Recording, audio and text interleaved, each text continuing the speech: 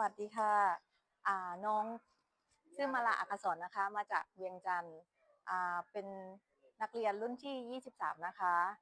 ดีใจมากที่ได้มาเรียนที่โรงเรียนอุดรบริรัตน์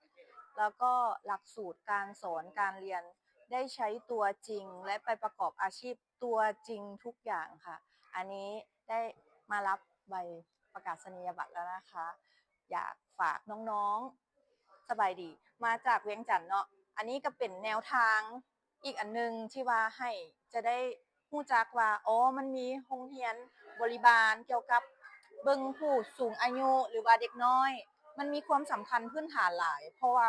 ในชีวิตประจำวันของคนผู้หนึ่งเนาะเขาจะได้รู้ว่าการกินการอยู่ถูกสุขอนามัยหรือว่าถูกตามที่ว่าเพิ่นพยาบาลหรือท่านหมอเพิ่นแนะนำอันนี้สำคัญหลายเพราะว่าผู้ป่วยก่อนจะไปฮอดโรงหมอหรือว่าโรงพยาบาลเนาะมันต้องได้มีความรู้พื้นฐานก่อนเพื่อพยุงคนไข้ให้ไปฮอดโรงหมอโอเคครับขอบคุณพี่จอยนักศึกษาจากสปปลาวมากครับเอาไว้เดี๋ยวเจอกันนะครับครับผมบ๊ายบายบ๊ายบา